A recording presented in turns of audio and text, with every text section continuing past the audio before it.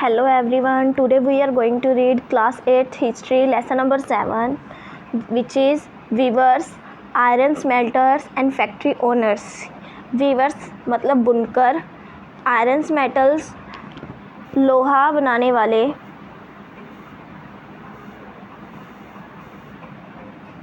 And factory owners फैक्ट्रियों के मालिक। इसके बारे में इस चैप्टर में हम रीड आउट करेंगे। और ये जो वीडियो है इंग्लिश मीडियम स्टूडेंट्स के लिए भी है और हिंदी मीडियम स्टूडेंट्स के लिए भी है। दोनों स्टूडेंट्स इसी चैप्टर को एक ही वीडियो में अच्छे से समझ लें। तो देखो स्टूडेंट, सबसे पहले है this chapter describe the story of crafts and industries of Indian during the British rule by the focusing on the two industries which are the textiles and iron and steel. इस chapter में हम पढ़ेंगे कि जो लोहा था और जो कपड़ा था, इन दोनों के उद्योगों का ध्यान रखते हुए ब्रिटिश शासन के अंतर्गत भारतीय उद्योगों की क्या दशा थी, ये सब हम इस चैप्टर में पढ़ेंगे। Both this industries are extremely important for the industrial revolution in the modern world. ये दोनों जो फैक्ट्रियाँ थी आधुनिक विश्व में औद्योगिक क्रांति का एक महत्वपूर्ण स्रोत थे।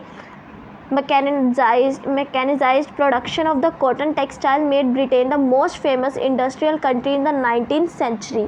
सूती जो कपड़ा था, कॉटन इंडस्ट्री को सूती कपड़ा इंडस्ट्री बोलते हैं। सूती कपड़े की जो मशीन जो उत्पादक थी, ब्रिटेन में 19वीं सदी में दुनिया का सबसे प्रमुख औद्योगिक राष्ट्र बना दिया था। And when it's iron and steel industry started developing 1850s, और जब 1850 के दशक में ब्रिटेन से लोहा और इस्पात भी पनपने लगा, Britain came to be recognise the workshop of the world. तो ब्रिटेन को दुनिया का सबसे बड़ा कारखाना कहा जाने लग गया।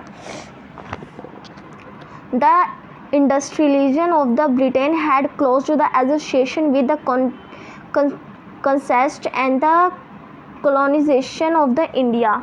जैसे कि आपने पढ़ा होगा, जो भारत पर ब्रिटिश विजय हुई थी, ब्रिटिश जीत गया था, एवं उपनिवेशवाद के कारण ब्रिटिश ने औद्योगिकरण में बहुत गहरा संबंध हो गया था। You have already seen chapter 2 how the British East India companies interest in trade led to the occupation of the provinces and how the model of a trade changes over the decades। और आपने पिछले chapter second chapter में पढ़ा था कि east India company ने व्यापारिक हितों की रक्षा के लिए किस तरह से भारत की जगहों पर कब्जा किया था और कैसे कैसे व्यापार को बढ़ाया था और व्यापार का ढांचा बदल दिया था। In late 18th century the company was buying goods in India and exported to England and Europe making the profit through the sales. तो 18वीं सदी में क्या था, 18वीं सदी के अंत में ईस्ट इंडिया कंपनी जो तो भारत से वस्तुओं को खरीदती थी और उन्हें इंग्लैंड और यूरोप में बेच देती थी, जिनसे उन्हें फ़ायदा होता था। With the development of industrial production, British industrial see the India is a big market for their industrial products. तो इसकी वजह से क्रय विक्रय जो हो रहा था, मतलब जो ये इन्हें मुनाफा हो रहा था बेचने से, उससे उन्हें बहुत ज़्यादा मुनाफा होता था। तो ब्रिटेन ने देखा कि ये जो उत्पादन के साथ साथ ये भारत जो है ना, इनके लिए बहुत अच्छा बाज़ार साबित हो सकता है सामान को बेचने के लिए। In due course of the manufacture product from the Britain starting from the coming in India large numbers. तो क्या हुआ, इस प्रकार जो ब्रिटेन से बनाया जाने वाला जो भी सामान था ना, वो भारत के बाज़ारों में बहुत जल्दी आने लग गया। How did influence of the Indian craft and industries, इससे भारतीय उद्योगों पर क्या प्रभाव पड़ा।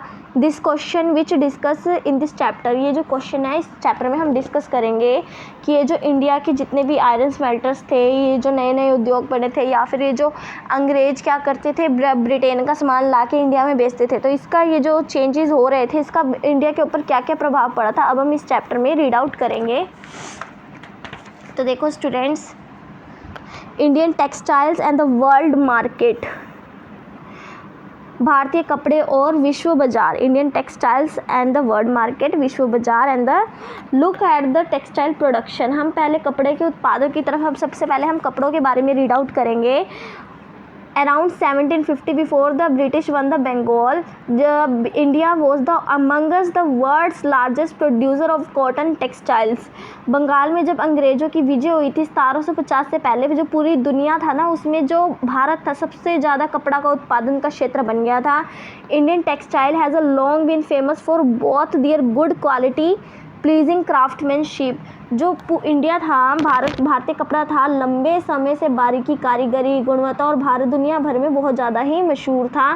देवर mainly trading in South Asia and the central and the West Asia. ये सबसे ज़्यादा कहाँ होता था, दक्षिण पूर्व एशिया, पश्चिमी और मध्य एशिया में इस कपड़े का बहुत बड़ा व्यापार था। From the 16th century European trading company starting by Indian textile in sale in Europe. तो 16वीं शताब्दी में जो यूरोपीय व्यापारी थे वो उन्होंने क्या किया, व्यापार में जो बिकने यूरोप में बिकने वाले जितने भी भारतीय कपड़े थे वो उसे खरीदने लगे लोग।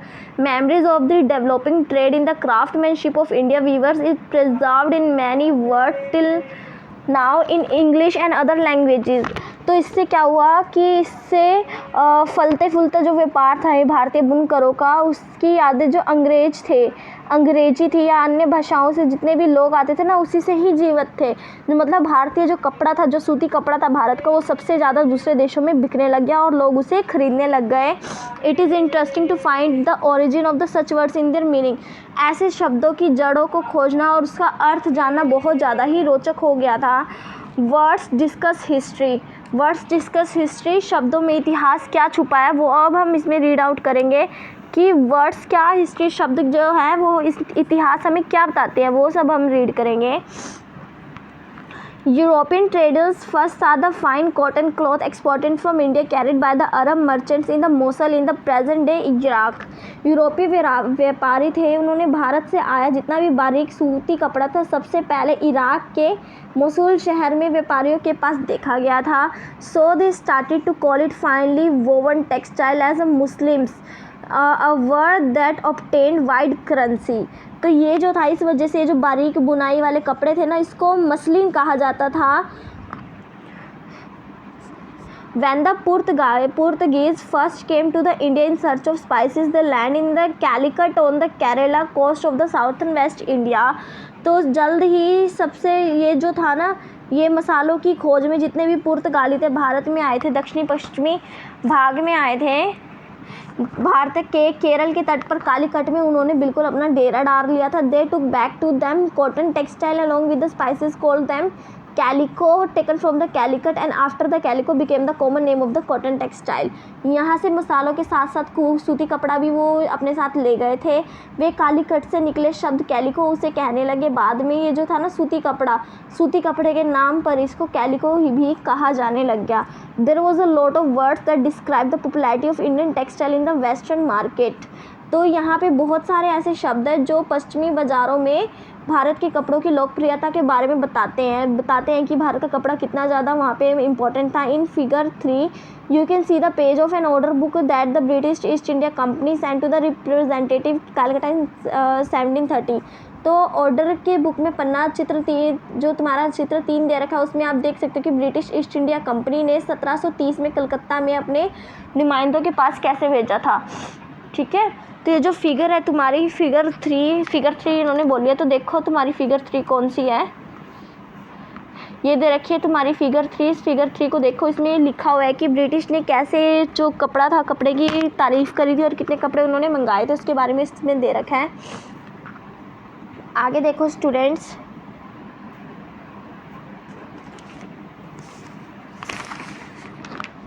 the year was ordered for the 5,89,000 pieces of cloth। तो उस साल क्या था, जो कपड़े का था 5,79,000 कपड़ों का ऑर्डर, थानों का ऑर्डर किया गया था। Look through the order book we have seen the list of 98 varieties of cotton silk cloths. यदि हम अगर देखें तो हम देख सकते हैं कि उनमें हमने रेशमी और सूती कपड़ों के 98 किस्म के बारे में पढ़ा है। There were famous there by their common name in the European trades pieces goods generally woven cloths. They are 20 yards long and 1 yard wide.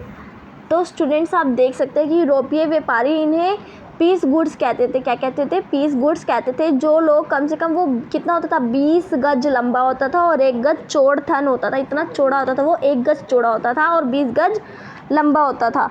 अब हम आगे रीड करेंगे। देखो, तो ये था कि जो भारतीय कपड़ा था उसकी कितनी मांग थी बाहर के देशों में, किस तरीके से मांग थी, वो सब हमने इसमें पढ़ा। Now look at the names of the various varieties of cotton in the book. अब आप देख सकते हो कि अलग अलग किस्मों के बारे में अब हम गौर करेंगे। Amongst the pieces order in the bulk were printed cotton called the chintz, कैसीज, तो जो इसमें ऑर्डर किया, थोक में जिन कपड़ों का ऑर्डर किया जाता था उसे छापेदार सूती कपड़ा भी शामिल था। This is the fine example type of the scenes made up of the India, Iran and Europe. ये जो था ये कोसा कपड़ा जो था ईरान और यूरोप की तरफ से ऑर्डर किया जाता था, एंड द बडाना, और बडाना की तरफ से। इसको मतलब चिंट या बजाना भी कहा जाता था। Do you have the knowledge where the English term since come from? क्या तुम्हें पता है कि इंग्लिश का ये जो वर्ड है, अंग्रेजी शब्द है सिंस, कहाँ से आया है? Do you have it is taken from the Hindi word chint. क्या ये तुम हिंदी के छिंट से लिया गया? A cloth having a small colourful flower design, वो कपड़ा जिसके ऊपर रंगीन फूल पत्तियों के छोटे छोटे छापे हुआ करते थे, क्या ये वहाँ से लिया गया है? From 1680s there began a craze printed Indian cotton textile Britain and Europe chiefly for the beautiful floral design। तो इंग्लैंड से यूरोप में 1680 के दशक में तक छापेदार भारतीय सूती कपड़ों की बिल्कुल इतनी अच्छी मांग थी ना, बहुत ज़्यादा लोग उसे आकर्षक समझते थे, लोग उसकी तरफ अट्रैक्ट हो जाते थे और उसकी बहुत ज़्यादा मांग थी। और वो जितने भी ये फाइन टेक्सचर था, जितना भी ये कलरफुल डिज़ाइंस वगैरह होते थे, फ्लोरल डिज़ाइन, उनकी बहुत ज़्यादा कम कीमत होती थी। Rich people of England include the queen herself wore the Indian fibre. जहाँ वहाँ के जितने भी अमीर लोग हुआ करते थे या फिर वहाँ की रानी हुआ करती थी, वो भी सूती जो इंडियन कपड़े थे वो उन्हीं को ही वियर किया करती थी। The word bandana now refers as the lavishly coloured printed scarf and neck और हेड। ये जो बडाना शब्द का एक ऐसा प्रयोग गले या सिर पर पहने जाने वाले चटक रंगदार छपाक गुलबंद के लिए किया गया है। तो स्टूडेंट्स, हम क्या देख रहे हैं कि जो इंडिया के कपड़े थे उसकी बहुत ज़्यादा मांग थी बाहर के देशों में, लगातार उनकी मांग बढ़ती जा रही थी, कम नहीं होती थी, लोग उनको बहुत प्रिय पसंद करते थे और वहाँ की रानियाँ तक भी से ही वियर किया करती थी। This term was originally taken from the bandana Hindi for typing and the referring for the variety of lavishly coloured cloth produce through the method of trying and dyeing. और ये जो शब्द होता था हिंदी का बांधना शब्द से निकला है। इस श्रेणी में जो चटक रंग होते थे, बिल्कुल चटक तेज डार्क रंग होते थे, ऐसे कपड़े आते थे जिसमें रंगासी, रंगसाजी और बांधने की विधियों से भी किया जाता था। There were the cloths in order of the book were written by the place of origin Calcutta and Kashmir, बाजार पटना, उड़ीसा एंड छारपुर। तो ये जो अन्य जो कपड़े थे वो उसमें बहुत सारे कपड़ों का जिक्र भी आता है, जैसे पटना, कासिम बाजार, कोलकाता, चारपुर, उड़ीसा, यहाँ के भी कपड़े बहुत ज़्यादा फेमस थे। The wide spread use of some words show the how famous Indian textile had become the various parts of world. तो इससे क्या पता चलता है कि जो दुनिया के विभिन्न भाग थे वहाँ पे जो भारतीय कपड़ा था कितना ज़्यादा प्रसिद्ध हो गया था, वहाँ पे भारतीय कपड़ों की कितनी ज़्यादा मांग थी, लोग कितनी वैल्यू करते थे भारतीय कपड़े की। इससे हमें ये चीज़ पता चल रही है कि भारतीय कपड़े की कितनी भारी मांग थी। आगे है Indian textile in European market. Europe के मार्केट में जो इंडियन टेक्सटाइल था, इंडिया के जो ये टेक्सटाइल इंडस्ट्री, जितना भी भारतीय कपड़ा था, कितनी मांग थी, अब हम उसके बारे में हम रीड आउट करेंगे। By the early 18th century, 18वीं सदी से प्रारंभ तक, wool and silk makers in the Britain were disturbed by the growing popularity of Indian textile in Britain and started their solemn disapproval against the impact of the Indian cotton textiles. तो क्या हुआ था बच्चों कि 18वीं सदी के आते आते जो भारतीय कपड़ा था वो इतना लोकप्रिय हो गया था कि इंग्लैंड में रेशम और ऊन के निर्माता भारतीय कपड़ों का विरोध करने लग गए थे। In 1720 British government pass the legislation prohibiting the use of printing cotton textile chintz in Britain. तो 1720 में इसके दबाव के चलते चलते ब्रिटिश सरकार ने इंग्लैंड में छापेदार जो सूती कपड़ा था छींट का उसके यूज़ पर पाबंदी लगा दी कि लोग भारतीय कपड़ा यूज़ ना करें। Interestingly this act was recognised as the calico act, और इसको संयोगवश इसको क्या बोला जाता था, कैलिको अधिनियम भी कहा जाता था। At this time textile industry had just started to grow in England. इस समय क्या था कि जो टेक्सटाइल इंडस्ट्री थी वो इंग्लैंड में ग्रो करना शुरू हो गई थी। Unable to complete the Indian textile, British producer needed a secure market with in the country of prohibiting the entry of the Indian textile. तो जो इससे क्या था, इंग्लैंड में नए नए कारखाने खुल रहे थे, तो भारतीय कपड़े की लोकप्रियता के कारण जो अंग्रेज का कपड़ा था वो अपने देशों में भी बिक नहीं पा रहा था, इसलिए वो चाहते थे कि जो भारत का कपड़ा है उस पर बिल्कुल अच्छी तरीके से पाबंदी लग जाए। The first, which was the grown under the government protection of the calico and trading industry, तो इस क्रम में सबसे पहले इंग्लैंड सरकार ने सबसे पहले कैलिको की छपाई पर रोक लगा दी और अपने जो इंग्लैंड थे वहाँ पे कैलिको की छपाई को उन्होंने शुरू कर दिया। Indian design were now copied, जो इंडिया के डिज़ाइन थे उन्हें कॉपी करने लगे। Printed in Britain on the white muslin plain unbleached cloth, तो वो क्या गया वहाँ पे सफ़ेद मलमल के या बिना मांड वाले कोरे भारतीय कपड़े के ऊपर इन डिज़ाइन को छापा जाने लग गया। Competition with the Indian textile led to the search of the technological innovation in Britain. तो इससे क्या हो गया, भारतीय कपड़ों के साथ वो प्रतिस्पर्धा करने की वजह से जो तकनीकी थी उसमें बहुत ज़्यादा सुधार किए जाने लगे, उनमें सुधार करने की नज़र आने लगी थी। In 1764, John Kerr discovered the spinning jenny which enhanced the productivity of the trade spindles। तो जॉन के ने 1764 में स्पिनिंग जेनी का आविष्कार किया। The invention of the steam engine of the Richard Arkwright in the 1786 revolutionised cotton textile weaving. तो Richard Arkwright ने 1786 में वाष्प इंजन का आविष्कार किया जिनसे सूती कपड़ों की बुनाई और क्रांतिकारी ढंग से उसको बदला जाने लग गया। Cotton cloth could now be woven in huge quantities on loss price too. तो ये जो का सारा कपड़ा था बहुत कम कीमत पर बहुत इजीली तैयार होने लग गया, बहुत जल्दी तैयार होने लग गया था बहुत कम कीमत के ऊपर। अब उनको बनाने में ज़्यादा पैसा खर्च नहीं करना पड़ता था। However, the Indian textiles continued to rule the world, the trade till end the 18th century of the European trading companies। इसके बावजूद जो दुनिया के बाजार थे, भारतीय कपड़ा था 18वीं सदी के अंत तक बनता रहता था। European trading companies the Dutch, French and the British made the huge profit of the successful trades. जो फ्रेंच थे, डच कंपनियां थी, ब्रिटिश थी, अन्य यूरोपीय जितने भी व्यापारिक कंपनियां थी उसे व्यापार का कपड़ा खरीदती थी। These companies bought the cotton and the silk textile in India by importing silver। पर वो क्या करती थी, जैसे कि जो ब्रिटिश ईस्ट इंडिया कंपनी थी वो भारत से चीज़ें खरीदने के लिए चांदी की मांग करती थी। But we know the chapter 2 when the British East India Company got the political power in Bengal, they no longer had to import the valuable metal to buy the Indian goods।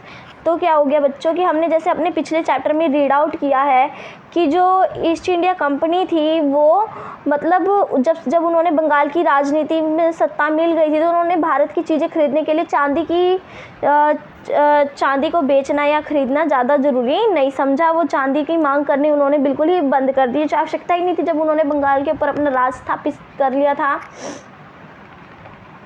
Instead, they collected the taxes from the peasants and the जमींदार in India and used to revenue the purchase Indian textile। तो उन्होंने क्या कर दिया कि east India company से ही जमींदारों से उन्होंने क्या किया, पैसे इकट्ठे वसूलना स्टार्ट कर दिया और उसी पैसों से वो कपड़े खरीदते थे। वहाँ के लोगों से वो टैक्स लेते थे, टैक्स वसूल करते थे, रिवेन्यू लेते थे और उसके बाद उसी से ही वो अपना काम चलाते थे। उसी के पैसों से वो अपना सामान खरीद लिया करते थे, कपड़े खरीद लिया करते थे।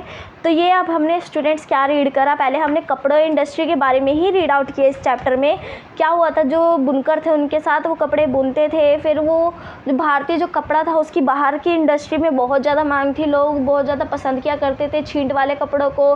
फिर ब्रिटेन ने देखा कि उनके कपड़े बिकने बंद हो गए तो उन्होंने ब्रिटेन में या यूरोप में उन्होंने भारतीय कपड़े पर बिल्कुल रोक लगा दी ताकि लोग उसको खरीदें नहीं। और ब्रिटेन ने इंडिया के जो टेक्सटाइल इंडस्ट्री थी उसकी कॉपी करनी स्टार्ट कर दी। उन्होंने अपने प्रिंटेड कपड़े सफ़ेद कपड़े के ऊपर या प्लेन कॉटन कपड़े के ऊपर प्रिंट करवाने स्टार्ट कर दिए जिससे कि लोग ब्रिटेन के कपड़े ही खरीदें। और जो ये बाहर के लोग थे वो क्या करते थे, वो ज़्यादा अब पहले तो बंगाल के ऊपर उनका राज नहीं था तो वो क्या करते थे, इंडिया के लोगों से पैसे मांगते थे। पर जैसे ही उनका बंगाल के ऊपर राज हो गया तो वो उन्होंने क्या किया, वहाँ के लोगों से पैसे वसूल करके उसी से ही वो वहाँ के कपड़े खरीदते थे और उसको खरीद कर वो अपने बाहर के मार्केट में बेचा करते थे। तो ये तो स्टूडेंट्स इसका हिस्ट्री के 7 चैप्टर का फर्स्ट पार्ट। आई होप कि सबको क्लियर हो गया होगा इतना पार्ट वीवर्स के बारे में। नेक्स्ट पार्ट में हम रीड करेंगे, इसमें जो आयरन स्मिथर्स थे उनके बारे में रीड आउट करेंगे और जो फैक्ट्री के ओनर्स थे उसके बारे में रीड आउट करेंगे।